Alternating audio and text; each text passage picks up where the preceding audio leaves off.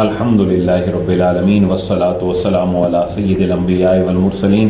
اما بعد فاعوذ باللہ من الشیطان الرجیم بسم اللہ الرحمن الرحیم۔ ہم نے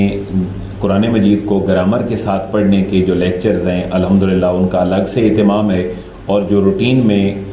پہلے پارہ سے قرآن کی تفسیر اور تشریح چل رہی ہے وہ ایک الگ ہمارا سیگمنٹ ہے، اور جو کسی مناسب موقع پر آیات الاحکام آتی ہیں جن سے کوئی حکم ثابت ہو رہا ہو، اللہ کی توفیق سے ہم ان پروگراموں کو بھی مینج کر لیتے ہیں۔ تو اب چونکہ عید الاضحیٰ قریب ہے 2021 میں، تو ہم نے یہ مناسب سمجھا کہ کچھ قرآن کا نصاب جو قربانی کے حوالے سے ہے اور آیات الاحکام ہیں ہمارے بچوں کو یاد ہونی چاہیے بچپن سے، جو کوئی پورا قرآن حفظ نہیں کر سکتا، اس کے لیے ہم نے سورۃ صافات کا اور اس کی تقریباً 12 آیات کا اہتمام کیا ہے، اور یہ آیت نمبر 100 سے لے کر 111 تک ہیں۔ یہ اپنے بچوں کو یاد کروا دیجیے تاکہ وہ 500 آیات کا جو حفظ قرآن کا نصاب ہے وہ بہتر طریقے سے سمجھ سکیں۔ تو آج کی آیات مبارکہ حضرت ابراہیم خلیل اللہ اور حضرت اسماعیل ذبیح اللہ ان کے تذکرہ خیر کے اوپر ہیں، تو ان کی باقاعدہ تفسیر اور تشریح میں جانے سے پہلے اور قربانی کے کچھ احکامات ذکر کرنے سے پہلے آج کی آیات مبارکہ کی تلاوت کی سعادت حاصل کریں گے حافظ رضا احمد صاحب۔ اعوذ باللہ من الشیطان الرجیم،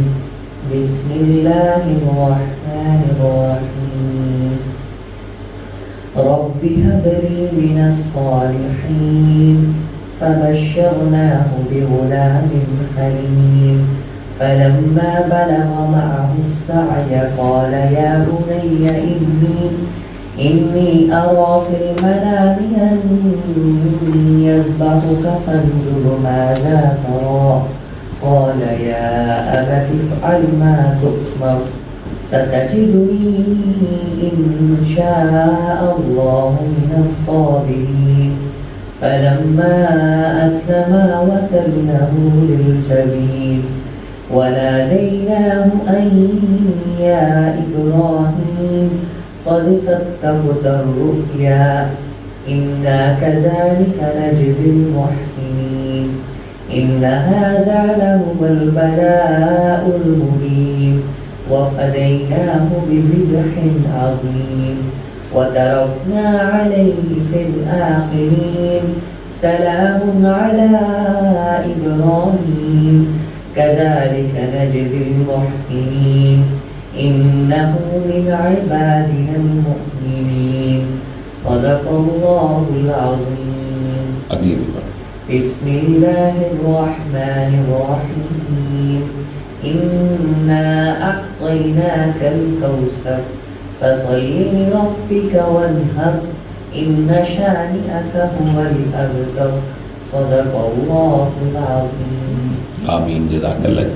تو کچھ پس منظر آپ سماعت فرما لیں۔ حضرت ابراہیم خلیل اللہ کا جو زمانہ ہے وہ تاریخی اعتبار سے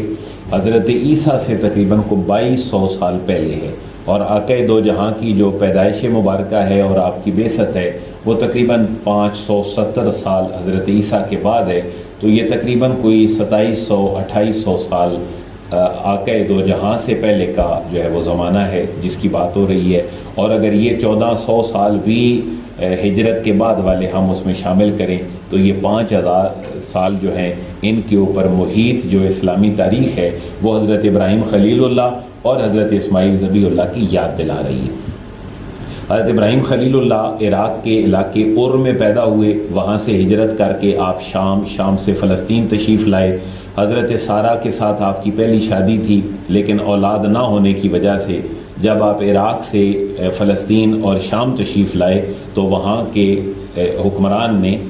حضرت حاجرہ جو ہے وہ اپنی بیٹی ان کو حضرت ابراہیم خلیل اللہ کو پیش کی، وہاں سے حضرت اسماعیل ذبیح اللہ جو ہیں ان کی پیدائش ہوئی، اور پھر اللہ کے حکم سے آپ عراق سے شام سے فلسطین، اور وہاں سے پھر آپ مکہ تشریف لائے جس کو قرآن نے وادی غیر ذی زرع کہا، اور اس جگہ پہ چھوڑ دیا جس جگہ پہ آج جو ہے وہ خانہ کعبہ جو ہے وہ تعمیر ہے۔ اور آب زمزم کی روایات اور صفا مروہ کے درمیان دوڑنے کی روایات اور حج کے سارے احکامات یہ حضرت ابراہیم خلیل اللہ کی ہمیں یاد دلاتے ہیں۔ تو حضرت ابراہیم خلیل اللہ کا جو یہ واقعہ ہے قربانی کا، اس کے اوپر یہ کچھ آیات مبارکہ ہیں۔ حضرت اقبال نے بھی ان کو نذرانہ عقیدت پیش کیا ہے، اور حضرت اسماعیل کی اتنی بڑی تابعداری اور فرما برداری جو انہوں نے اپنے باپ کی کہ بیٹا میں تجھے ذبح کر رہا ہوں، تیری کیا رائے ہے؟ تو حضرت اسماعیل نے جو جواب دیا وہ آب زر سے لکھنے کے قابل ہے، اور حضرت اقبال جیسا جو ایک فطرت شناس شاعر ہے اور وہ قرآن اور جو حدیث کی باتیں ہیں ان کو اپنی شاعری کے انداز میں لوگوں تک رکھتے ہیں، تو انہوں نے ایک بڑا پیارا نقطہ نکالا ہے کہ یہ تربیت اولاد کی طرف بہت بڑا اشارہ ہے، اور اولاد کے اندر ایسی روح پھونک دینا کہ وہ والدین کے اس مقام و مرتبے کو پہچانے، یہ کسی مکتب اور مدرسے یا کسی کالج یونیورسٹی کی تعلیم سے ممکن نہیں۔ یہ اللہ کے کسی نیک بندے کی نظر کا فیضان ہوتا ہے کہ انسان کے جو من کی دنیا ہے وہ آباد ہو جاتی ہے۔ حضرت اقبال فرماتے ہیں یہ فیضان نظر تھا یا کہ مکتب کی کرامت تھی، سکھائے کس نے اسماعیل کو آداب فرزندی۔ تو یہ بہت بڑی اطاعت کی ایک تعلیم ہے کہ والدین کی کتنی اطاعت ہو۔ آپ اس بارے میں اور اگر پڑھنا چاہیں تو حفیظ جلندری رحمۃ اللہ تعالیٰ علیہ کا شاہ نامہ پڑھیں، بڑے کمال انداز میں انہوں نے یہ پورا واقعہ جو ہے وہ نقل کیا ہے۔ لیکن ہمارا مقصود چونکہ صرف قرآن ہے اور اس کے ساتھ کچھ احادیث مبارکہ جو قربانی سے ریلیٹڈ ہیں وہ ہیں، لہٰذا ہم صرف انہی کے اوپر فوکس کریں گے۔ تو حضرت ابراہیم خلیل اللہ کی عمر کو 80+ ہو گئی، لیکن اولاد نہیں تھی۔ پھر اللہ سے اولاد مانگی۔ اولاد بھی ایسی نہیں کہ جس کی پیدائش پر والدین جو ہیں وہ امریکہ یا کینیڈا یا UK چلے جائیں کہ بچے کی پیدائش ادھر ہو تو ایک نیشنلٹی مل جائے گی۔ ایک دنیا کی جو تڑپ ہے اس سے بہت آگے نیک اور صالح اولاد کی دعائیں مانگنا یہ سنت ابراہیمی ہے۔ یہ حضرت ابراہیم کی دعا ہے کہ اللہ مجھے اولاد بھی دے دے۔ رب حب لی من الصالحین، رب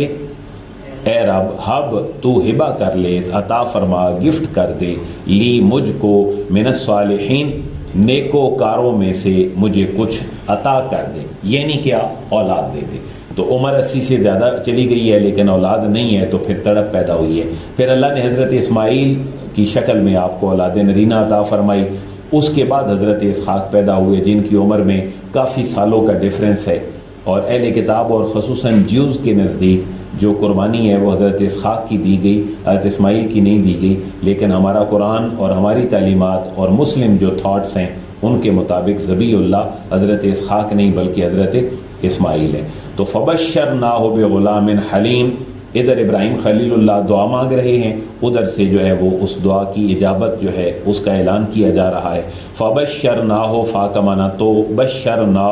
ہم نے خوشخبری سنائی ہو اسے، یعنی کس کو؟ ابراہیم خلیل اللہ کو، بغلام حلیم،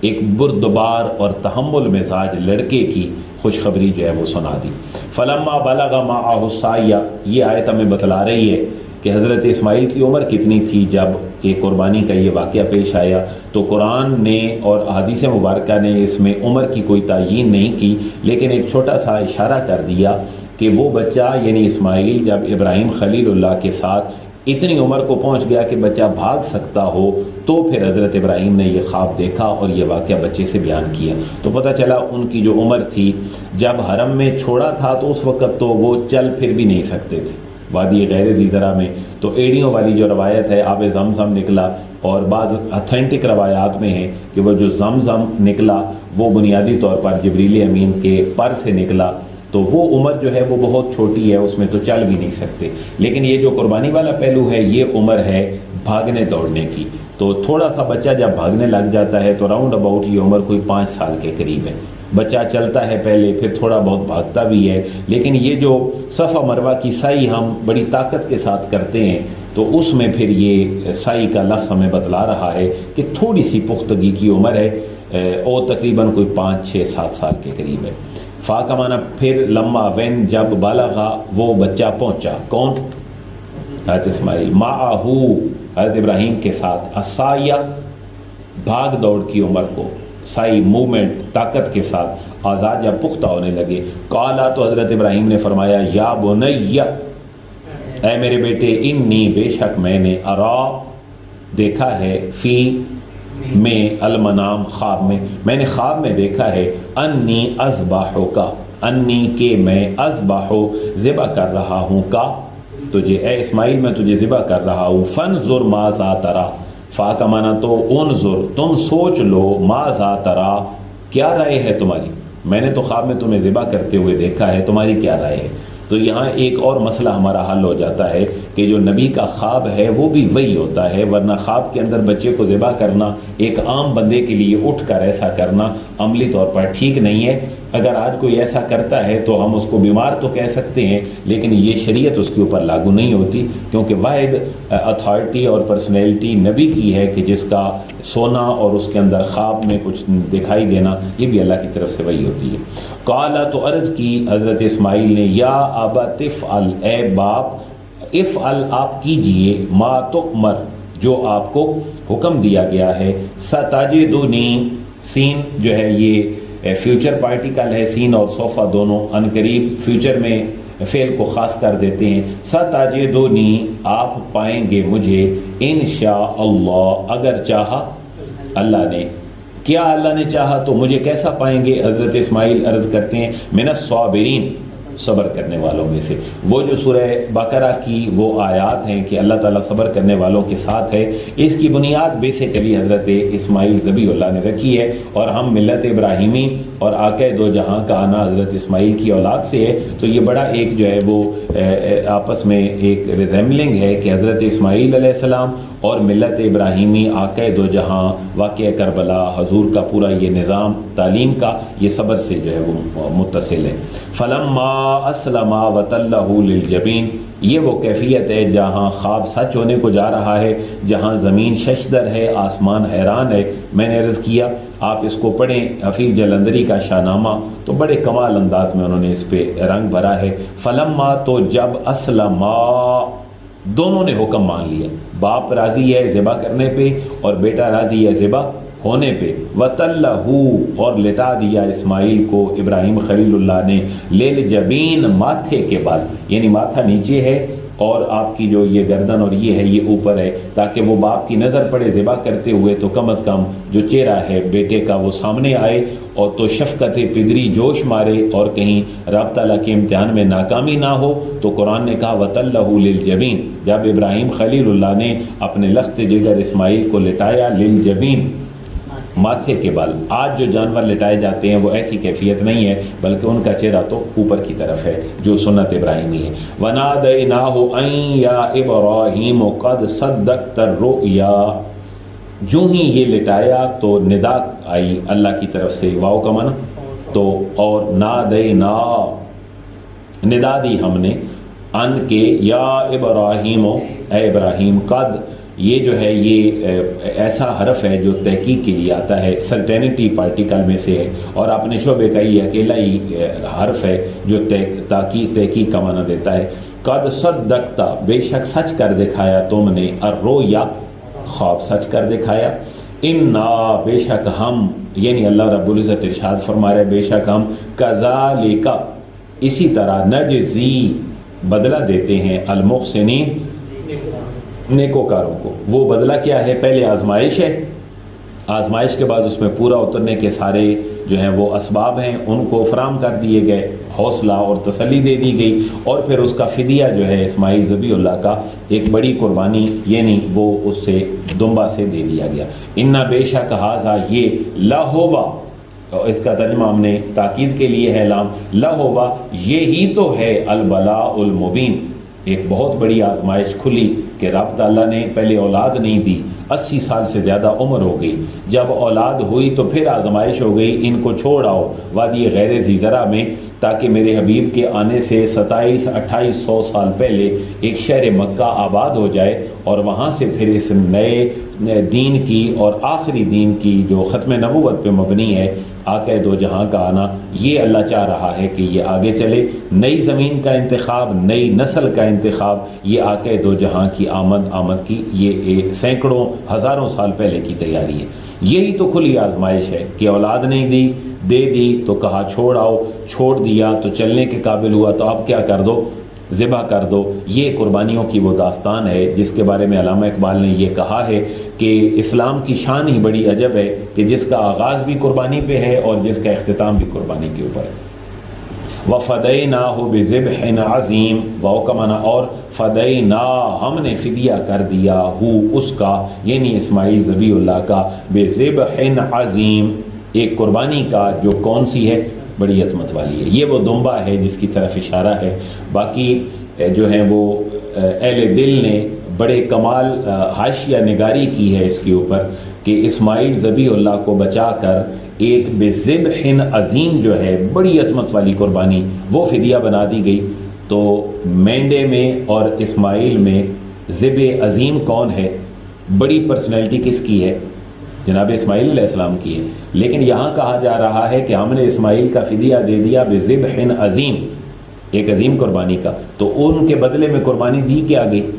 مینڈا۔ تو وہ عظیم کیسے ہے، وہ تو ایک جانور ہے، بے شک جنت سے لایا وہی کیوں نہ ہو۔ تو یہاں اہل دل نے بڑی حاشیہ نگاری کی کہ وہ جو بذبح عظیم ہے یہ بنیادی طور پر نواس رسول کی شہادت ہے کہ اسماعیل ذبیح اللہ کو بچا دیا گیا کہ آقا دو جہاں نے آپ کی اولاد میں تشریف لانا تھا، لیکن 61 ہجری میں جو واقعہ کربلا ہوا یہ بذبح عظیم ہے کہ رب نے نواس رسول کی شہادت کو حضرت اسماعیل ذبیح اللہ کی جو شہادت اور قربانی تھی اس کا بدلہ بنا دیا۔ وَتَرَكْنَا عَلَيْهِ فِي الْآخِرِينَ، اور اس راہ پہ پھر چلنے والے جتنے ہیں ان کے لیے اس کو نمونہ بنا دیا۔ وَتَرَكْنَا، واو کا معنی اور، اللہ رب العزت ارشاد فرما رہا ہے تَرَكْنَا، ہم نے چھوڑا، علیہ، اس کا، ذکر خیر، فی الآخرین، یعنی آج ہم اگر بیٹھے ہیں تو ابراہیم خلیل اللہ کا تذکرہ کر رہے ہیں تو آج سے کتنے سال پہلے کی بات ہے،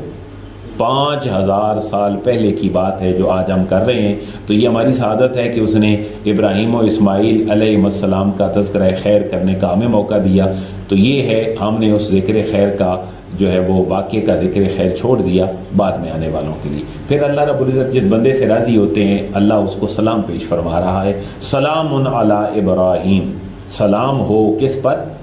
ابراہیم۔ پتہ چلا انبیاء پر سلام بھیجنا تو اللہ کی خود سنت ہے،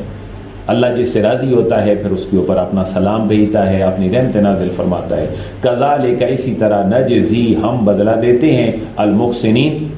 نیکوکاروں کو، انہ من عبادنا المؤمنین، بے شک وہ یعنی ابراہیم خلیل اللہ تھے، من عبادنا، ہمارے بندوں میں سے، اور کن بندوں میں سے، المؤمنین، ایمان والے بندوں میں سے تھے۔ گویا کہ ابراہیم خلیل اللہ کے ایمان کا جو اعلان ہے وہ اللہ رب العزت نے یہاں پر فرما دی۔ تو ساتھ ہی ہم نے سورہ کوثر لگا دی ہے، بچوں کے نصاب میں ویسے یہ بنیادی کلاسوں میں شامل ہے، چوتھی کی کلاس میں، لیکن یہ ساتھ ذہن میں ہمیں رکھنا ہے کہ یہاں تھوڑا سا قربانی کے فقہی مسائل میں سے ایک مسئلہ ہے تو اس کو بھی یاد کر لیا جائے۔ انا اعطیناک الکوثر، تحقیق ہم نے عطا کیا اے حبیب مکرم آپ کو، الکوثر، بے حد و حساب۔ کیا بے حد و حساب دیا؟ اللہ نے اپنے محبوب کو علوم و معارف دیے بے حد و حساب، امت دی بے حد و حساب، قرآن جیسی نعمت دی بے حد و حساب، کمالات مصطفیٰ کریم حضور آپ اپنے حبیب کو عطا فرمائے بے حد و حساب۔ تو اے حبیب مکرم آپ کرتے رہیے کیا، فصلی، پس نماز پڑھیں، لربک، اپنے رب کے لیے، ونحر، اور قربانی کریں۔ تو یہ جو نماز کا ذکر پہلے ہے اور قربانی کا بعد میں ہے، یہ فقہی مسئلہ بھی ہے کہ دو چیزیں ہیں کہ یہاں سے نماز کا ثبوت بھی مل رہا ہے کہ ہم نے نماز پڑھنی ہے، اور چونکہ نہر کا اور قربانی کا ذکر ساتھ ہے تو اس سے مفسرین نے، محدثین نے اشارتاً اور استنباط کرتے ہوئے فقہی مسئلہ اخذ کیا کہ اس سے مراد جو ہے وہ نماز عید ہے، یہ قرآن سے ثابت ہے، اور ساتھ ہی قربانی کرنا بھی کہاں سے ثابت ہے، قرآن سے ثابت ہے۔ ان دونوں کی ترتیب ہمیں ایک اور مسئلہ بتلا رہی ہے کہ پہلے قربانی نہیں ہونی چاہیے بلکہ پہلے کیا ہو، نماز ہو۔ جس نے پہلے قربانی کی بعد میں نماز جو ہے وہ پڑھی اس کی قربانی نہیں ہے، اس کے لیے آقا دو جہاں نے ارشاد فرمایا، ایک حدیث مبارکہ ہے اور یہ حدیث ہے صحیح بخاری کی 5545، اور حضرت برا بن عازب رضی اللہ تعالیٰ عنہ سے روایت ہے کہ آقا دو جہاں نے فرمایا کہ جس نے پہلے قربانی کی بعد میں عید پڑھی اس کا گوشت تو حلال ہے، کھا سکتا ہے، لیکن قربانی کا ثواب نہیں ملے گا۔ آپ نے فرمایا من ذبح بعد الصلاۃ، جس نے نماز کے بعد ذبح کیا، تم نسکہ، اس کی قربانی مکمل ہو گئی، واصاب سنت المسلمین، اس نے پھر مسلمانوں کی سنت کو اپنا لیا اور وہ باقاعدہ پہنچ گیا۔ ان شانئک هو الابتر، اس کا ایک اپنا شان نزول ہے، لیکن فی الحال چونکہ ہمارا مقصود قربانی اور نماز عید ہے اور چند مسائل ہیں، اس لیے ہم اس موضوع کو نہیں چھیڑ رہے۔ ان بے شک شانئک، اے حبیب مکرم آپ کا دشمن، هو الابتر، وہ ہی بے نسل ہے، اور یہ عاص بن وائل اور ان جیسے جو دوسرے مردود تھے ان کے اس لاف زنی کے جواب میں نازل ہوئی کہ انہوں نے آقا دو جہاں کو بے اولاد ہونے کا تانا دیا۔ جب حضور کی نرینہ اولاد وصال فرما گئی تو اللہ نے فرمایا محبوب آپ کا ذکر خیر جاری رہے گا، آپ کا دشمن جو ہے وہ بے نام و نشان رہے گا۔ تو چند ایک مسائل اور مد نظر رکھ لیں۔ عید کے لیے بھی یہ آیت جو ہے وہ ہمارے سامنے آیات الاحکام میں سے ہے، قربانی کے حوالے سے بھی ہے، اور تذکرہ ابراہیم و اسماعیل علیہ السلام کے لیے بھی یہ پورا آیات کا پیکج ہے جو میں نے آپ کی خدمت میں پیش کر دیا ہے۔ اس کو اپنے بچوں کو یاد کرنے کے لیے دیں۔ یہ فائل نیچے ڈسکرپشن میں اپلوڈ کر دی جائے گی، آپ وہاں سے ڈاؤن لوڈ کر سکتے ہیں۔ کچھ مسائل جو قربانی کے ہیں پھر امت کے لیے وہ ذرا ذہن میں رکھ لیں۔ کوئی کسی کی طرف سے بھی قربانی کر سکتا ہے۔ صحیح بخاری کی حدیث ہے 5548 کہ اماں عائشہ حج کے ایام میں اپنے مخصوص دنوں پہ چلی گئیں کہ جو خواتین کو لاحق ہوتے ہیں، تو آقا دو جہاں نے آپ کو فرمایا کہ تم سارا کچھ کرو لیکن بس صرف بیت اللہ کا طواف نہ کرو۔ پھر آقا دو جہاں نے جو ہے وہ قربانی کا جانور ذبح کیا، تو لوگوں نے پوچھا کہ آقا یہ گوشت کہاں سے ہے؟ تو بتلایا گیا کہ آقا دو جہاں نے اپنی بیویوں کی طرف سے قربانی کی۔ تو پتہ چلا کہ کوئی بندہ کسی کی طرف سے بھی قربانی کر سکتا ہے، لیکن آناف کے نزدیک قربانی ہر عاقل بالغ مسلمان صاحب نصاب پہ واجب ہے۔ اگر ایک گھر کے اندر گاڑیاں 5-7 کھڑی ہیں، بیٹے کی، ماں کی، باپ کی الگ الگ، تو ایک گھر میں ایک قربانی کافی نہیں ہے، بلکہ وہ جتنے صاحب نصاب لوگ ہیں ہر ایک کے اوپر قربانی لازم ہے۔ اس کا نصاب وہی ہے جو زکوٰۃ والا نصاب ہے، 7.5 تولے سونا یا 52.5 تولے چاندی۔ اگر تھوڑی سی چاندی اور تھوڑا سا سونا ہے تو سونے کو چاندی میں کنورٹ کریں گے اور دیکھیں گے کہ اس کا نصاب اگر پورا ہے تو پھر اس کے اوپر بھی قربانی جو ہے وہ لازم ہے۔ تو ایک گھر میں ایک قربانی نہ ہو، اگر صاحب حیثیت زیادہ ہیں تو زیادہ ہوں۔ یہاں یہ بھی بات ذہن میں رکھیں، اگر خاتون خانہ خواتین ان کے پاس زیور ہے اور وہ صاحب نصاب ہیں تو ان کے اوپر الگ سے قربانی لازم ہے، پھر ایک قربانی کافی نہیں ہوگی۔ کچھ احادیث ہمیں ایسی ملتی ہیں جن کے اندر یہ ہے کہ دور رسالت میں، دور صحابہ میں گھر میں ایک ہی قربانی ہوتی تھی، تو اس سے کچھ لوگ یہ کہتے ہیں کہ قربانی ایک ہر گھر کی طرف سے کافی ہے، لیکن اس کا جواب محدثین نے، ہمارے بزرگوں نے، فقہاء نے یہ دیا ہے کہ وہ دور ایسا نہیں تھا کہ جس میں اتنی وسعت ہو مالی لحاظ سے۔ تو آقا دو جہاں نے جو قربانی دی وہ اس حوالے سے، اور پھر جو صحابہ کرام نے قربانیاں دیں اس حوالے سے ایک حدیث اور سنیں تو مسئلہ واضح ہو جائے گا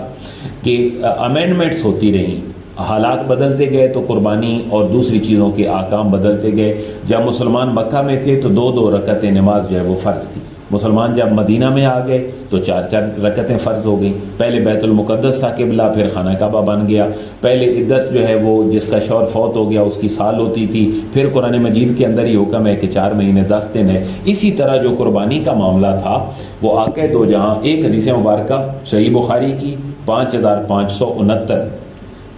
حضرت سلمہ بن اکوع رضی اللہ تعالیٰ عنہ سے روایت ہے کہ آقا دو جہاں نے فرمایا جو تم میں سے قربانی کرے اس کے گھر میں تیسرے دن سے زیادہ گوشت نہیں ہونا چاہیے۔ اب بعض لوگ حدیث صرف اتنی ہی پڑھتے ہیں اور کہتے ہیں کہ جی محرم سے پہلے گھروں سے قربانی کا گوشت ختم کر دینا چاہیے، لیکن ایسا کوئی واقعہ نہیں ہے کہ قربانی کا اور محرم کا کوئی آپس میں لنک ہو۔ قربانی تو آج سے 5000 سال پہلے کی چل رہی ہے، لیکن محرم 61 ہجری میں ہوا۔ نواس رسول کی جو شہادت ہے اور ایک عظیم مقام و مرتبہ ان کو ملنا ہے، اس کا قربانی سے تعلق نہیں کہ محرم آئے تو قربانی کا گوشت پہلے خالی ہو۔ آقا دو جہاں نے فرمایا اگلے سال، پہلے فرمایا کہ تیسرے دن سے زیادہ تمہارے پاس گوشت نہ ہو، اگلے سال فرمایا کلو، خود بھی کھاؤ،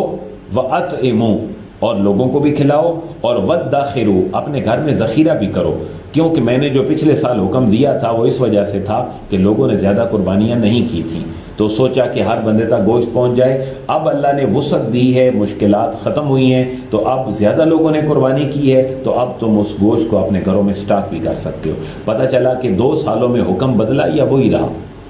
بدل گیا۔ اسی طرح جو ایک گھر میں ایک فرد کی قربانی کا تصور ہے وہ اس دور میں تھا جب گھر میں کوئی ایک آدھ بندہ ہی مشکل سے صاحب نصاب ہوتا تھا۔ تو ایک قربانی کافی تھی۔ آج بھی پورے گھر کی طرف سے ایک قربانی ہو سکتی ہے، لیکن اس کا طریقہ کار پھر یہ کرنا پڑے گا کہ آپ سارے گھر کے لوگ جتنے جتنے کیپیسٹی ہے وہ پیسے اکٹھے کر لیں اور ایک گھر کے سربراہ کو گفٹ کر دیں کہ جی یہ آپ قربانی کر لیں، تو وہ شیئر سب کا ہوگا، لیکن ان کو چونکہ ہم گفٹ دے دیں گے جو گھر کے سربراہ ہیں تو وہ اپنی طرف سے قربانی کر لیں گے۔ تو اس کا مطلب یہ نہیں ہے کہ ایک گھر میں اگر 10 صاحب نصاب ہیں تو قربانی ایک کے اوپر لازم ہے، اس کی کوئی حقیقت نہیں۔ اور پھر قربانی کے جو معاملات ہیں اس میں ایک آج کل بڑا واویلا جو ہے وہ برپا کر دیا جاتا ہے سوشل میڈیا پر کہ قربانی جو ہے وہ اتنے جانور ذبح کرنے کی کیا ضرورت ہے، کسی بیوہ کی شادی کرا دو، کوئی کولر انسٹال کر لو، کوئی غریبوں کی مدد کر لو، ہاسپٹل بنوا لو، وغیرہ وغیرہ۔ تو وہ 2 احادیث اپنے ذہن میں رکھیں کہ آقا دو جہاں نے فرمایا، ابن ماجہ کی حدیث ہے 3123، حضرت ابو ہریرہ سے روایت ہے، حضور نے فرمایا من کان لہ ساعۃ، جس کو اللہ نے وسعت دی ہو، ولم یضحی، اور پھر بھی وہ قربانی نہ کرے، فلا یقربن مصلانا، تو اس کو چاہیے کہ وہ ہماری عیدگاہ کے قریب نہ آئے۔ تو اس سے پتہ چلا کہ قربانی والے دن قربانی ہی اللہ اور اس کے رسول کو پسند ہے جو صاحب حیثیت آدمی ہے۔ من کان لہ ساعۃ سے اب یہ مراد نہیں ہے کہ ایک گھر میں ایک کافی ہے، من کان لہ ساعۃ، جس کو بھی کیا ہو وسعت ہو۔ گھر میں 15 آدمی ہیں، 15 کے پاس وسعت ہے تو یہ سارے قربانی کریں گے، اور اناف کے نزدیک واجب ہے، باقی ائمہ کے نزدیک جو قربانی ہے وہ سنت ہے۔ اور پھر اسی اعتراض کا جواب کہ لوگ کہتے ہیں جی کہ آپ یہ کر لیں، قربانی کرنے کی کیا ضرورت ہے، تو یہ شاعر اللہ ہے قربانی، اس کے اوپر جو ہے وہ ایک لبرلزم کا کوئی اصول یا سیکولرزم کا یا ایتھزم کا یا کوئی ریشنلزم، عقلیت پسندی یہاں نہیں چل سکتی، کیونکہ اسلام میں جو عقلیت پسندی ہے اور عقل کو لے کے چلنا ہے وہ لامحدود نہیں ہے، بلکہ عقل کا ایک جو ہے وہ محدود پیمانہ ہے، اور اس نے اللہ رسول کی جو احکامات ہیں ان کی تابعداری میں رہنا ہے۔ لامحدود عقلی آزادی کو اسلام کبھی بھی پسند نہیں کرتا۔ تو ہم جتنے بھی ایجوکیٹڈ ہو جائیں، دنیا کہاں سے کہاں بھی پہنچ جائے، ہمارے لیے قول آخر اللہ اور اس کے رسول کا جو ہے وہ فرمان ہے۔ تو ایک اور حدیث سنیں، قربانی والے دن کوئی 1 ارب روپیہ بھی کسی کو ڈونیٹ کر دے تو اس سے زیادہ ایک وچھے کی قیمت اور بکرے کی اور دمبے کی اللہ کے ہاں زیادہ اہمیت۔ ہاں اگر وہ کرنا چاہے ویسے اربوں کرے، کروڑوں کرے، کوئی حرج نہیں، لیکن قربانی کے ساتھ اس کا کمپیریزن نہ کرے۔ یہ بھی ذرا حدیث سن لیں۔ سنن ابن ماجہ کی حدیث ہے، ام عائشہ اس کی راویہ ہے، حدیث نمبر ہے 3126۔ آپ فرماتی ہیں آقا دو جہاں نے فرمایا، ما عمل ابن آدم یوم النحر عملا احب الی اللہ عز وجل من حراقۃ دم۔ آپ نے فرمایا کہ حضور نے فرمایا اللہ تعالیٰ کو آدم کی اولاد کا قربانی والے دنوں میں کوئی عمل پسند نہیں ہے سوائے جانور کا خون بہانے۔ تو باقی سب کا خیرات کریں، غریبوں کی خدمت کریں، حقوق العباد کا خیال کریں، لوگوں کی صحت کا انتظام کریں، پانی اچھا پینے کا انتظام کریں، ویلفیئر کے سارے کام ہوں، لیکن قربانی کے ساتھ ان کا کمپیریزن نہ ہو۔ اور پھر آقا دو جہاں نے فرمایا کہ یہ قربانی کا جانور قیامت والے دن اپنے سینگ، اپنے کھر اور اپنے بالوں سمیت جوں کا توں اللہ کے حضور پیش ہوگا، اور تمہاری قربانیوں کا جو خون ہے یہ زمین پر بعد میں گرتا ہے، اللہ رب العزت اس کو پہلے اپنی بارگاہ میں قبول فرما لیتا ہے۔ قربانی خرید کر لانا بزرگوں کا طور طریقہ ہے، اور سب سے بہتر قربانی ابن ماجہ کی 3130 نمبر حدیث میں کہا گیا کہ خیر الکفن الحلہ، بہترین کفن جو ہے وہ جوڑا پہنانا ہے، یعنی تہ بند اور چادر جوڑا پہنانا بہترین کفن ہے، اور وخیر الضحایا الکبش، اور بہترین جو قربانی ہے وہ سینگ رکھنے والے مینڈے کی قربانی ہے۔ تو 2 چیزیں تھیں تو کفن کا ضمن ذکر آ گیا۔ بکری کی قربانی جو ہے وہ اس کی باقاعدہ ابن ماجہ کی حدیث ہے، حضرت عبداللہ بن عباس روایت فرماتے ہیں کہ آقا دو جہاں کی خدمت میں ایک شخص آیا، اس نے عرض کیا کہ میرے ذمہ ایک اونٹ کی قربانی ہے اور میں اس کی استطاعت بھی رکھتا ہوں، لیکن اونٹ اویلیبل نہیں ہے مارکیٹ میں تو میں اسے خرید سکوں۔ تو حدیث کے الفاظ ہیں فَأَمَرَهُ النَّبِيُّ أَن يَبْتَعَ سَبْعَ شِيَاطٍ فَيَذْبَحَهُنَّ، آقا دو جہاں نے اسے 7 بکریاں خریدنے اور انہیں ذبح کرنے کا حکم دے دی۔ تو یہاں سے کچھ علماء بزرگوں فقہاء نے یہ کہا کہ جو جانور بڑا ہے اس کے مقابلے میں جو اس بکری کی قربانی ہے یہ زیادہ افضل ہے، لیکن بہرحال جانور کے ذبح کرنا ہے۔ اور جو بھیڑ کا بچہ ہے یعنی دمبا جو ہے وہ دوندہ نہ بھی ہو 6 مہینے کا ہو تو بھی اس کی قربانی آقا دو جہاں نے جائز قرار دی، اور دوندہ ہونا یہ بھی شرط ہے، اور وہ بکری اور بکرے میں 1 سال سے عمر زیادہ ہو، اور جو اس سے اوپر ہے وہ گائے بھینس وغیرہ وہ 2 سالوں سے، اسی طرح اونٹ میں آگے اتنی عمر ہو تو یہ سارے دوندے ہوں گے۔ لیکن اگر آپ کو دانتوں سے پتہ نہیں چلتا تو پھر جس نے پالا ہے اس کی گواہی معتبر ہوگی، اگر وہ کہے کہ عمر پوری ہے لیکن بظاہر یہ دانتا نہیں ہے تو پھر اس کی بات کو مانی جائے گی۔ پھر آقا دو جہاں نے 4 قسم کے جانوروں کی قربانی کو مکروہ کہا، جس کے کان آگے سے یا پیچھے سے کٹے ہوں یا پھٹے ہوں، یا ان میں گول سوراخ ہو، یا ناک، کان اور ہونٹ وغیرہ میں سے کوئی عضو کثرت زیادہ کٹا ہوا ہو تو پھر اس کی قربانی ٹھیک نہیں ہے۔ آنکھ اور کان کا جو سلامت ہونا ہے یہ بھی بڑا ضروری ہے، سینگ اور کان ان کا سلامت ہونا ضروری ہے۔ یہ ساری احادیث ہیں میں جن کی ہیڈنگ آپ کے سامنے رکھ رہا ہوں۔ ابن ماجہ کی 3143، 3145 اور پھر آگے اسی طرح اور احادیث مبارکہ ہیں۔ پھر یہاں پر کچھ فقہی مسائل ہیں قربانی کے حوالے سے، ان کا ٹائم نہیں ہے، آپ خود جو ہے وہ چیزوں کو پڑھیں اور کریں تو آگے بہتر بات نکلے گی۔ ایک اور ضروری بات جو کرنے والی ہے وہ اس سال کے لیے بھی اور آنے والے سالوں میں بھی، کہ جو 10 دن ہیں ذوالحجہ کے وہ بڑی عظمت والے ہیں، رمضان کی راتیں افضل ہیں، ذوالحجہ کے دن افضل ہیں۔ ان میں نامی ذوالحجہ جس ملک میں جس دن کو بھی ہو، اور بے شک وہ حرمین شریفین موجودہ سعودیہ، مکہ، مدینہ،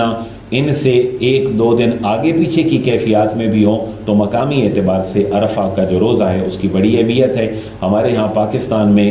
اس سال 2021 کو جو روزہ ہے وہ منگل کا بن رہا ہے کیونکہ بدھ کو عید ہے۔ اس کے بارے میں آقا دو جہاں نے فرمایا، حضرت ابو قتادہ سے روایت ہے، جامع ترمذی کی حدیث ہے 749 نمبر، آقا دو جہاں نے فرمایا سیام یوم عرفہ، کہ عرفہ کا دن جو ہے اس کا روزہ رکھنا، یہ اللہ تعالیٰ کے گھر سے یہ امید ہے کہ اس روزہ رکھنے سے 1 سال پہلے اور 1 سال بعد کے جو گناہ ہیں وہ اللہ تعالیٰ معاف فرما دے۔ تو روزہ رکھنے کا اہتمام ہو، اور وہ ہمارے پاکستانی وقت کے مطابق ہو، جو دنیا میں جہاں رہتا ہے اس کے مطابق رکھے۔ اور جو تشریق کی تکبیریں ہیں وہ نامی ذوالحجہ کی فجر سے لے کر 13ویں ذوالحجہ کی عصر تک یہ تکبیریں پڑھنی ہیں۔ ہر فرض نماز کے بعد 1 دفعہ پڑھنا ضروری ہے۔ جو کسی اور ذکر میں سلام پھیرنے کے بعد مشغول ہو گیا پھر تکبیریں اس سے ساکت ہو جائیں گی۔ عورت بھی تکبیر پڑھے لیکن بلند آواز سے نہ ہو۔ اللہ اکبر، اللہ اکبر، لا الہ الا اللہ واللہ اکبر، اللہ اکبر وللہ الحمد۔ مختلف احادیث کی کتابوں میں یہ بات جو ہے یہ حدیث مبارکہ ذکر کی گئی ہے۔ اور ہم حدیث کو جو ہے وہ ٹرو اور مرو کے نام سے یاد کرتے ہیں۔ عید کا دن جو ہے وہ یوم النحر کہلاتا ہے عربی میں، اور جس کو ہم ٹرو کہتے ہیں اور آگے مرو کہتے ہیں، اس کو حدیث نے یوم الکر کہا ہے۔ تو شاید دانستہ یا نادانستہ وہ کر جو ہے اور اس کو ہم نے ٹرو مرو بنا دیا، لیکن ہم اپنی اصلاح کریں اور قربانی کو ہم کیا کہیں؟ یوم النحر، اور جو اس سے اگلا دن ہے اس کو کیا کہیں؟ یوم الکر۔ اللہ آقا دو جہاں نے فرمایا، سنن ابو داؤد کی حدیث ہے 1765، کہ اللہ کے ہاں سب سے عظیم دن یوم النحر ہے اور اس کے بعد جو ہے وہ یوم الکر ہے، تو اگلے دن کو یوم الکر کہا جاتا ہے۔ یہ چند ایک مسائل تھے جن کو ہم نے ضروری سمجھا کہ آپ کے ساتھ شیئر کر لیں۔ اصل مقصود یہ تھا کہ آپ یہ آیات مبارکہ اپنے بچوں کو حفظ کرا لیں۔ ہمارا یہ جو پلے لسٹ ہے اس کے اندر آیات الاحکامات ہیں، اس اعتبار سے ایک اور بڑا امپورٹنٹ مسئلہ ہے کہ جو 7 بندے شریک ہوتے ہیں قربانی میں، وہ یہ سمجھتے ہیں کہ اگر 7 شریک نہیں ہوں گے تو بھی بڑا مسئلہ ہے، تو ایسی بات نہیں ہے۔ اس میں کہا گیا حدیث میں کہ میکسیمم جو شرکاء ہیں وہ کتنے ہوں؟ 7 ہوں، منیمم 2 بھی ہو سکتے ہیں، تو 2 آدھی آدھی کر لیں، اگر 3 ہیں تو 3 برابر تقسیم کر لیں، 4 کر لیں تو کوئی حرج نہیں ہے۔ میکسیمم شرکاء اس میں کتنے بتلائے گئے؟ 7 بتلائے گئے۔ ایک اور بات ذہن میں رکھنے والی ہے، قربانی کے جانور میں کیا عقیقہ کرنے والا اپنا کوئی حصہ رکھ سکتا ہے؟ جی رکھ سکتا ہے۔ اگر کوئی اور کسی نیت سے کوئی اس میں اپنا حصہ ڈالنا چاہے تو کر سکتا ہے، قربانی کی نیت کرے اور اس گوشت کو پھر جس طریقے سے مرضی لگا دے۔ ایک پسندیدہ عمل یہ ہے کہ گوشت کے 3 حصے کر دیے جائیں، ایک اپنے لیے، ایک ذویل قربہ رشتہ داروں کے لیے، اور ایک غربا مساکین کے لیے۔ لیکن اتنی احتیاط اس میں شاید اس نہیں ہے تاکید کے ساتھ جتنی تاکید قربانی کا گوشت شرکاء کے اندر جو اس کے حصے دار ہیں ان کے اندر برابر تقسیم کرنے کے حوالے سے شریعت نے اس کے اوپر بڑا زور دیا۔ اللہ رب العزت سے دعا ہے اللہ ہمیں سنت ابراہیمی اور سنت اسماعیلی کی اس بظاہر جو قربانی کی شکل میں ہے، ہمیں اس کے ساتھ ساتھ جو پیغام ہے ابراہیم و اسماعیل علیہ السلام کا تربیت اولاد اور گھر کا نظام اور امور خانہ داری، رب کی اطاعت، اللہ ہمیں اس کو بھی سیکھنے کی توفیق نصیب فرمائے۔ وما علیہ الا البلاغ۔